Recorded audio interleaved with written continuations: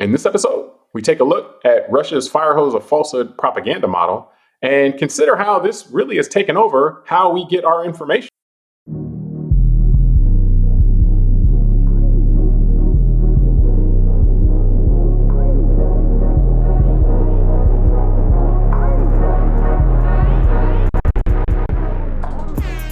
Hello, welcome to the Call Like I See It podcast. I'm James Keys, and joining me today is a man who, when he gets going, can drop rapid-fire takes like a drum line. Tunde Ogunlana. Tunde, I got 2 words for you, man. Let's go. Let's go. Let's do it. All right. Now, before we get started, if you enjoy the show, I ask that you subscribe and like the show on YouTube or your podcast app. Doing so really helps the show out. And we're recording on February 11th, 2025. And today we're going to take a closer look at the fire hose of falsehood propaganda model, which was development's been attributed to Russia. It was studied extensively by the Rand Corporation almost a decade ago at this point. And we took a look at it a few years back. But right now, just a lot has happened since then. So we wanted to refresh our look at this and see what we've learned since then and how even the way that we communicate with each other, particularly through social media, which is where most people get their information, how things have evolved over that time. Now, with this propaganda model, the Rand lays out, and we'll have a link in the show notes to where you can look at this. It's a very well done study that they did on this, but the distinctive features of it, it's different than, like, when we think of propaganda, a lot of times we think of an entity that can control all sources of information. And that just doesn't really exist, or it is really very difficult to maintain in the modern information ecosystem. When there was state radio or state television, that was much easier to do. Nowadays, that's just with the internet, that's very difficult to do with social media and so forth. There's just a lot of information floating around. So how can you then influence people, execute propaganda and so forth in that type of an environment?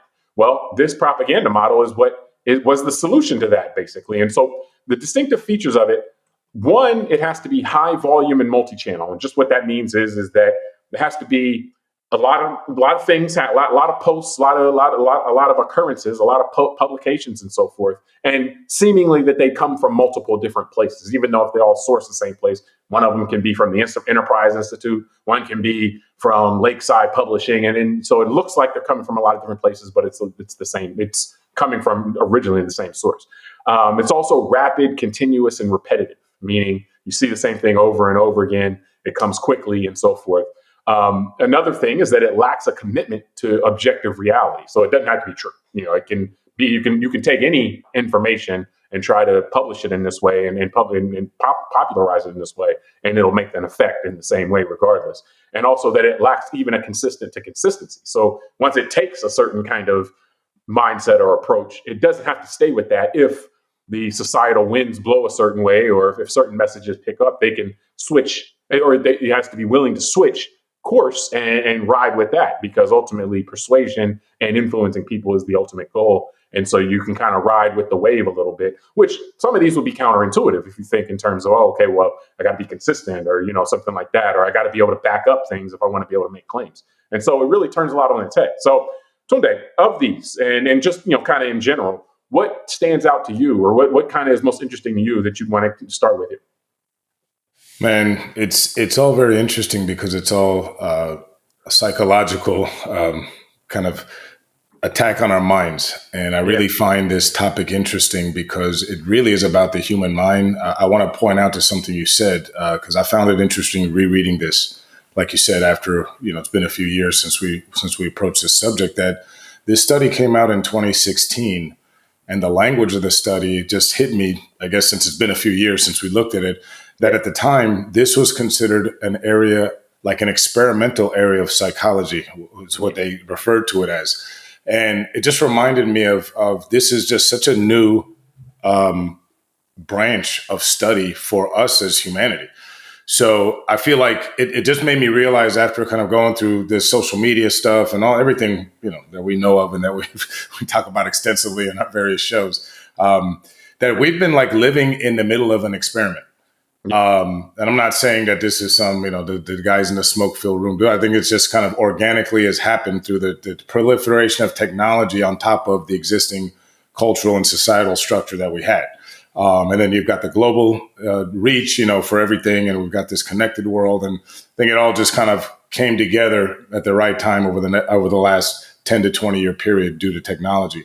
So, a lot of these things are interesting to me. I'll say this, the high number of channels, the idea of confusing and overwhelming an audience, just reading some of my notes here. Like you said, the lack of commitment to consistency is interesting to me because what I found interesting was some of these things have, in the study cites this, they're counterintuitive to what we thought kind of traditional governments, leadership and all that, like effective communication. Like you're saying, the idea of a lack of commitment to consistency, I would have thought prior to this era that the public would notice that and would kind of call out a leader on that. Yeah. We've learned, that's what I mean. Like, reading this study after we've lived through just in the last 5-6 years, not even the last 10 years. But what that is, though, is how these things, and this is to me, what really stands out is how these things are interacted and interlocked together. If you are just a radio broadcast and you give people information linearly from a single source, then a lack of commitment to consistency is harmful.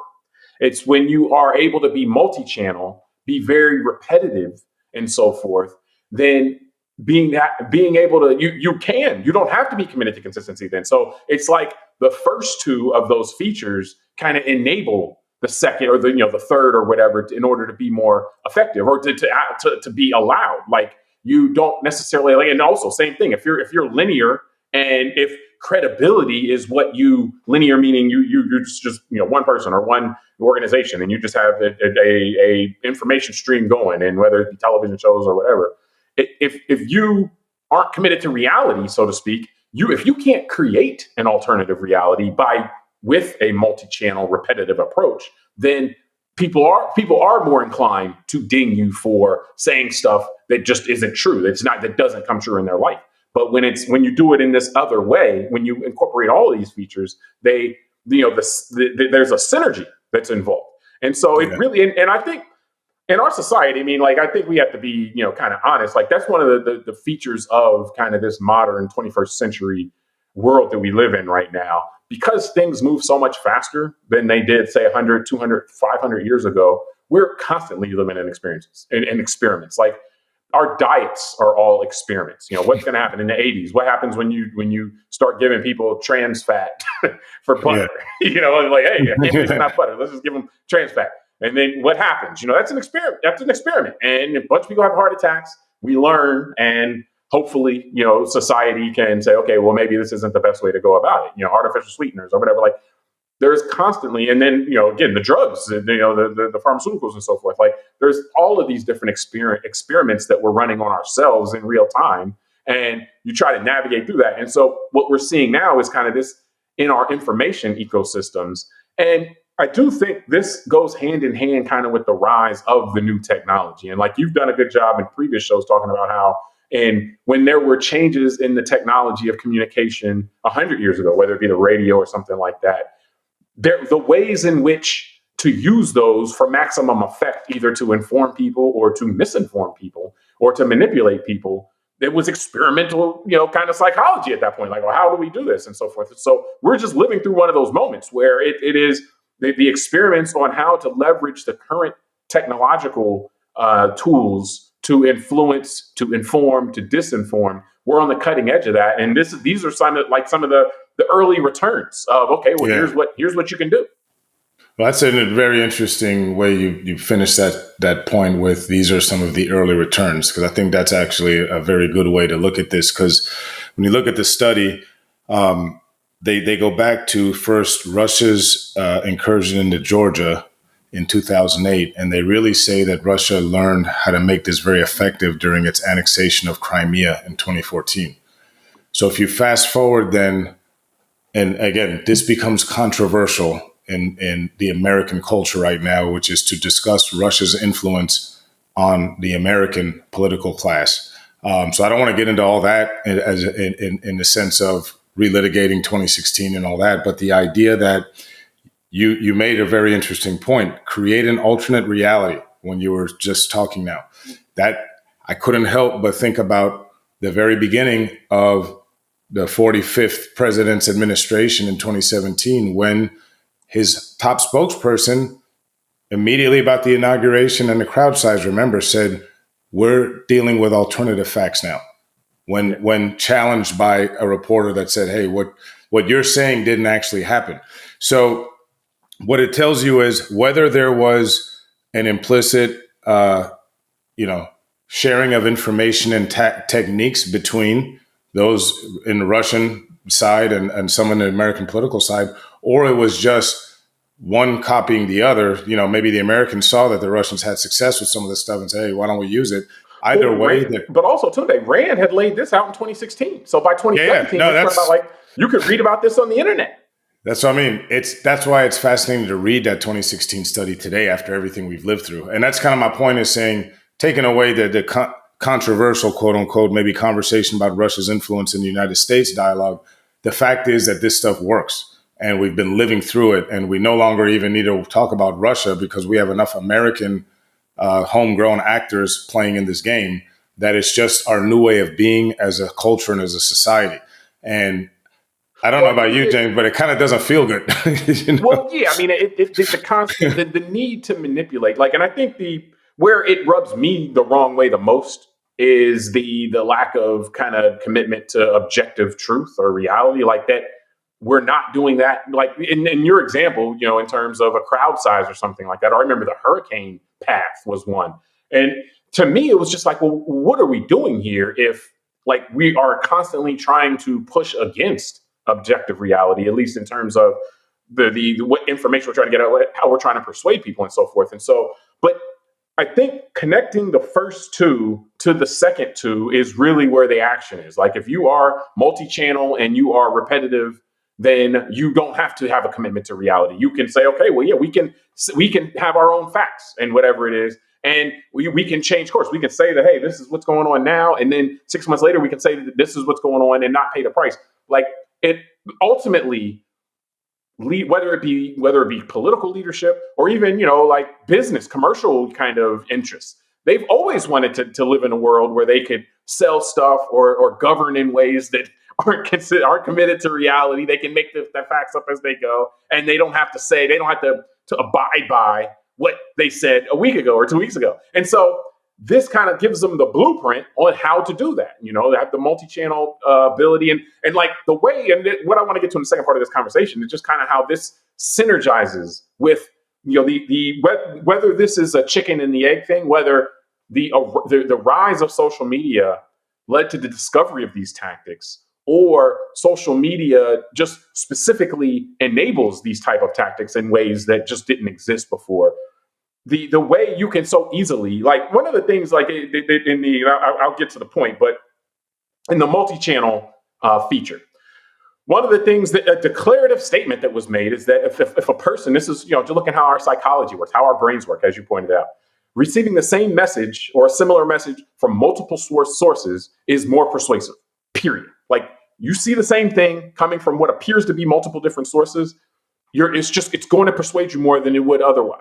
And so you put that together with a social media feed where the same group can have multiple different kind of pages and push out the same information. They can make you think anything is true by just having it come across your feed in multiple different times, again and again, from seemingly multiple different sources, so to speak. And so the way that this can play on our existing psychology, like the wiring that we have, is it really opens up the possibilities for anything. Yeah. No, I think it's a lot you say there, and I think that you're right. It does open up. One of the things it opens up is the possibility that for the first time probably in human history, because I think you're right, social media has changed it along with the ability to have it on us 24/7 through our phone, in our pocket, in the palm of our hand. But that's a feature of social media as well, though. No, but what I'm saying is, had the phone never got to where it is, the smartphone, and we just had, let's say, like, you had to be on a desktop. Social media on the desktop, like it was when it was MySpace and Facebook first started. I just don't think people, because you'd have to then physically sit at a desk and ignore the rest of your life, which is impossible for a lot of people working and all that. Whereas with the phone, you're driving, you can put on YouTube if you want to play it and listen to it on your car to continue, the algorithm sending you stuff.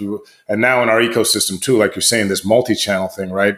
The multi-channel would be YouTube is one source. Then I got my podcast. That's like the same source in YouTube. Like, so you'll see a video that says, the hurricane path was going to Alabama from source one. And then you'll scroll down and you'll see from another, supposedly another place on YouTube, same app, but it'll say the same thing. And then you'll scroll down and you see another one from another, quote, appears to be. No, I get that. What I'm saying is if I tune my satellite radio, it might send me the type of, podcasters or radio discussions that also fit in with what was going on YouTube. Because remember, like we did this show on the technology, all this technology is also talking to each other behind the scenes. So the Google from YouTube is telling Sirius, what I like, and Sirius is picking it up and saying, okay, let's send them more of that. And then the next thing.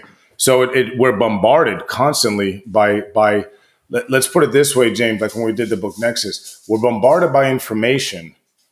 But then you have the fire hose of falsehoods involves those actors that kind of curate that information to form our own individual truths.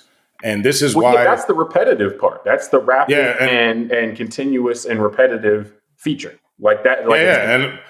And also the persuasion, like sometimes, because this stuff is good. Like, why don't we talk about the thing you sent me from the NFL? I want to get to that. Yeah. And so, and what that is, because what I've noticed is that when you read this, you're like, oh, okay, wow, this is how certain political actors can create like just complete bubbles that their followers or their adherents can live in. And like we talk about Russia, and like in Russia, you can't call the Ukraine war a war. Like you have to, like, so they control the perception of the people that are in the country in terms of what's happening.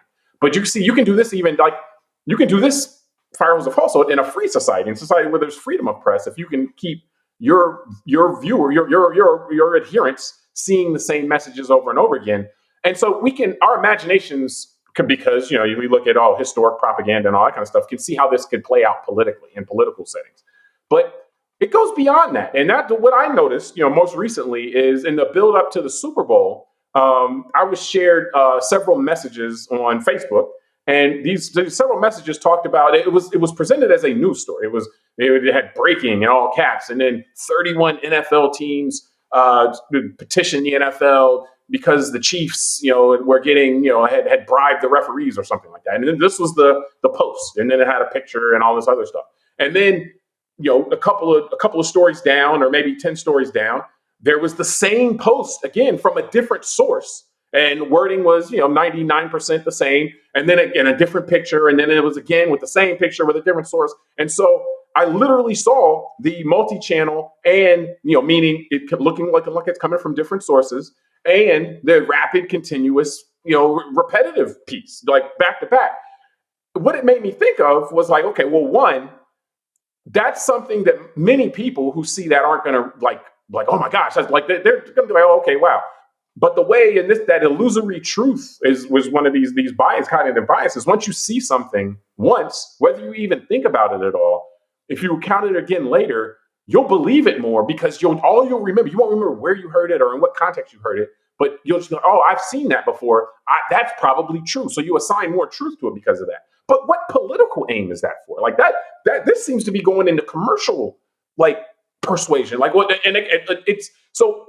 I brought the question, so what politics are being served? This is fire hose of falsehood being done in the name of, I don't know, commercial interest. Is that Facebook's effort to make more money, to keep you more engaged? Or I can't even figure out what the end game is for that. So what are your thoughts on, like, are we limiting our imagination too much as far as how this can be deployed? Because ultimately the point is persuasion. That's what they want to do. It's to persuade. I think it's helpful in a lot of different contexts.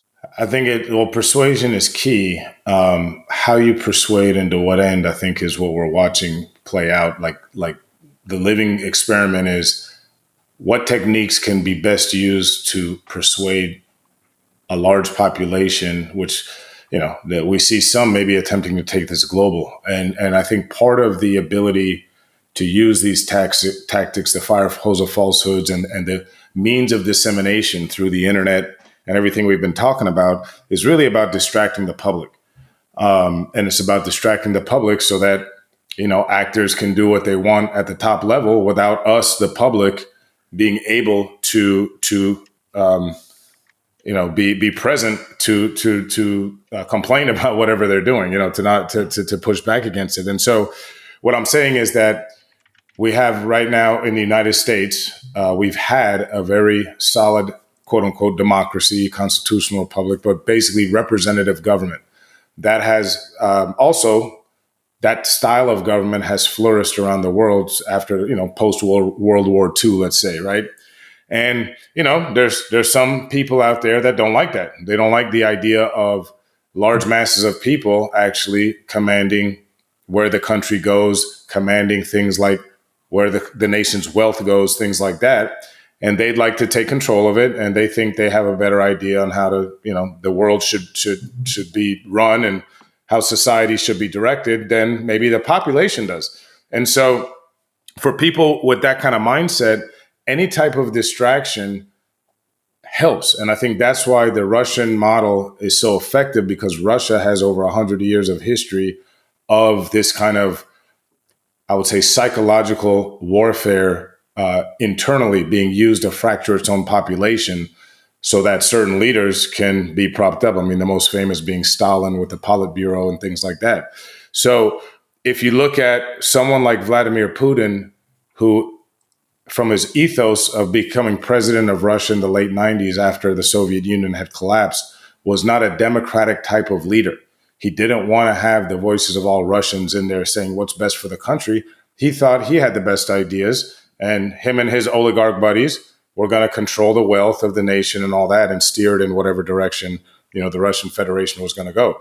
And I just think that this model now has been taken and used by others and other leaders around the world as a way to throw their populations off. And to your point, something that it's disorienting. And they talk about this, when you are able to hit people with information, misinformation, disinformation in a certain way, it's very disorienting. Yeah. So that's what I'm saying is it just like something that doesn't feel that serious, like lies about the NFL. In the end, when you add them up and when you add up Haitians eating pets, like you're saying about saying that a hurricane should have gone a different direction than it did. And all these little things on their own individually seem like, okay, that's just a lie, or why would they say that? But over the long period of time, it kind of chips away at the public's ability to kind of sense what's real and what's not. And that way, and I'll say this, James, the bigger effect and on effects of this is how it leads to the political stuff as well. Think about it. A year ago, I mean, this would have been huge news when we were younger, right? In the American story, you and I 20, 30 years ago when we were younger people.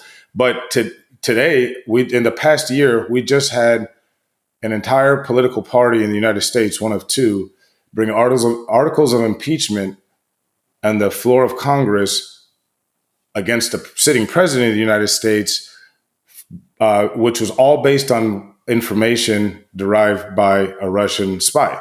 And he was arrested by the FBI when all that came out. What more amazes me is not that happened, because that's pretty amazing that an American, congressional folks got duped by a Russian spy. It's the lack of reaction by the public and even by other government officials, is that the public is sitting there saying, oh, okay, I guess that's just what happens. And so it's like, because there's no outrage or feeling of betrayal. Yeah. I mean, and that's not fair to say the public. It's only a certain segment of the public that was supportive of the impeachment effort. And then when it came to be that it was based on lies fed to people by a Russian intelligence, then they wasn't outraged. Like, how could you deceive me? Or, oh, I can't believe we were deceived like this. It was kind of like, find another way to do it. I think that you're onto something in the sense that this overridingly, whether or not the disinformation or whatever is a direct political thing, the point is disorientation. It's to make people think that what's going on in the world is so overwhelming and so messed up that you're willing to throw your support and your kind of blind loyalty to someone to come save you. Like, oh, I just need a strong man to come and handle all this stuff because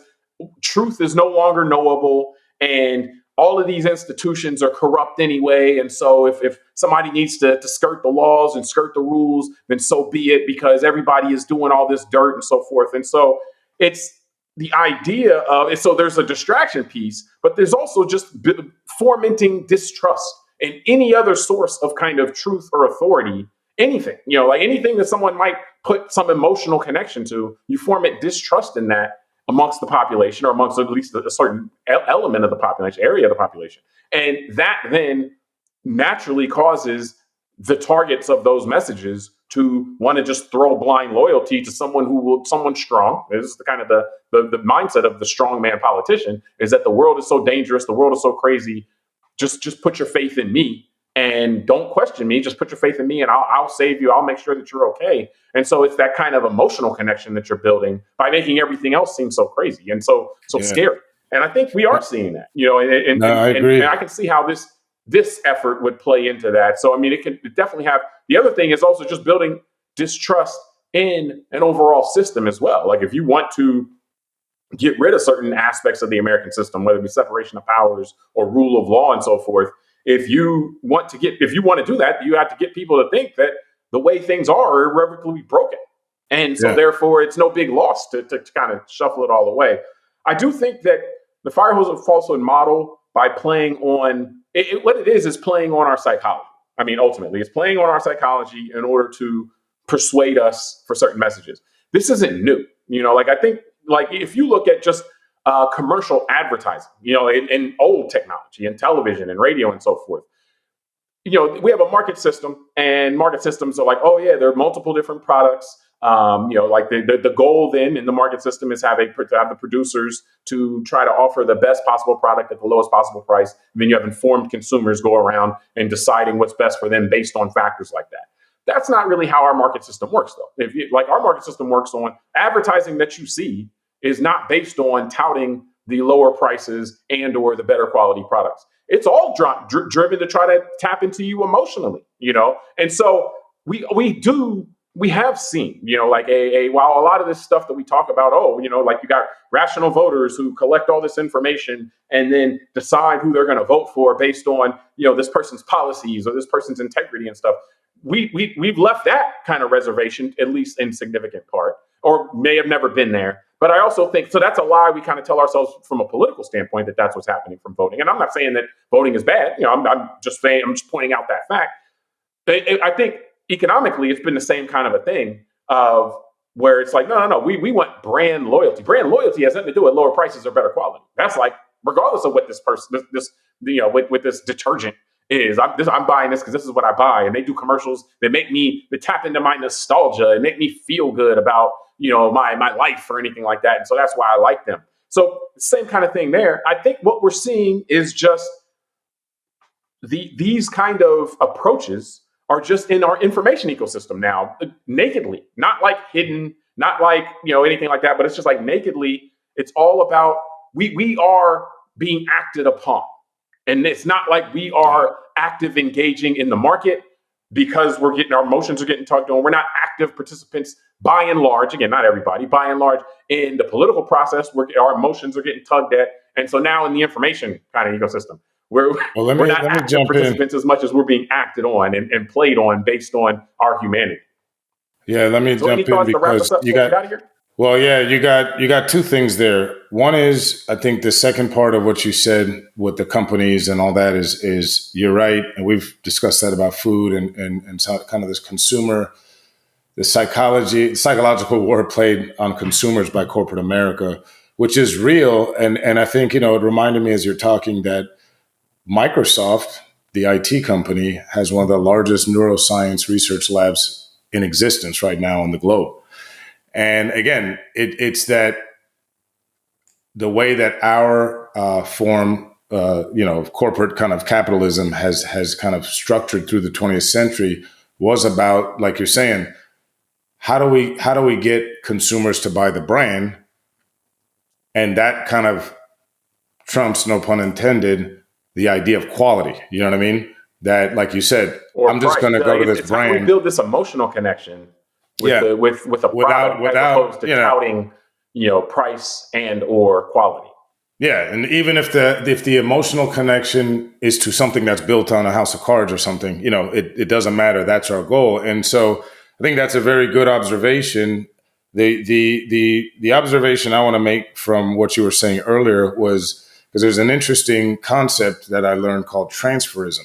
And the idea is that with something like the fire hose of falsehoods, everything you were saying reminds me of that idea, which is the public becomes nihilistic. They become apathetic in some ways, but in other ways, this is why these kind of whether we call it fascist or we just call it authoritarian type of regimes. Think about it; they always need a foil. They always need a bad guy. And so, what do we see before this election? Haitians eating pets, or it was this group with that one. Now it's DEI. It's always something that is there to disturb people. Yeah. And what happens is none of that. Everything that Americans say they care about, like the cost of housing, which we've learned, kind of part of it is large private equity firms on Wall Street buying up hundreds of thousands of single family homes around the country and pricing out a lot of Americans. That's got nothing to do with the emotional stuff like Haitians eating pets or DEI. But what happens is the anger from the public that's ginned up by these fire hose of falsehoods, instead of addressing those real structural issues, like why are big firms with billions of dollars allowed to buy and compete with individuals trying to buy homes? Why do we have a healthcare system that constantly denies people claims, all that kind of stuff? That anger at that stuff becomes transferred to these marginal groups by the leadership, by the fire hose of falsehoods. And I think that's the danger that we're kind of watching ourselves slide into now, which is we just had an election where everybody was expressing their concerns over some of these more structural issues, like I mentioned, but yet we see the attention of leadership tends to be about just focusing on these marginalized issues like trans stuff, DEI, things that I know are important to some people because they've been told it's important, but they have nothing to do with the price of houses due to the fact or that the inflation that everybody talked about all last year and how I got to punish the or healthcare or any of the things that we seem to say we care about as Americans. Well, but that's the disconnect though. Ultimately, is it has been seen and observed amongst those who desire power and desire to use power that tapping into people intellectually is just not the path. And so you tap into them emotionally, you tap into them. It's kind of sad.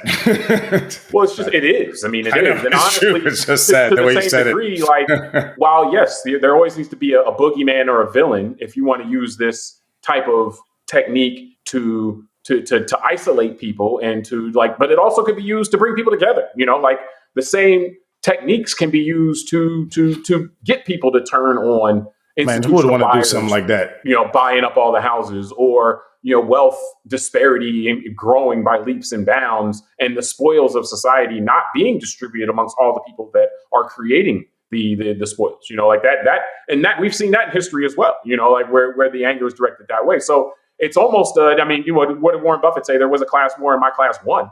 It's just kind of an embodiment of that. Like. Yeah. In a sense, the wealth class, the oligarch class, has to do this stuff, or else people might look around and realize that from a financial standpoint, they're getting played. So they kind of have to keep them constantly on edge with all this other stuff.